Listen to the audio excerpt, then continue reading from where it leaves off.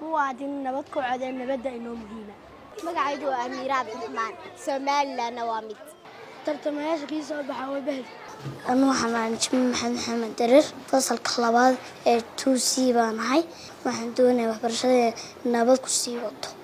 السلام عليكم magacayga waxa la yiraahdaa Nimca Saciid Ismaaciil fasalka 1D ka tirsan waxaan doonayaa maanta inaan waxbarashadaydu aaniga kala go'in.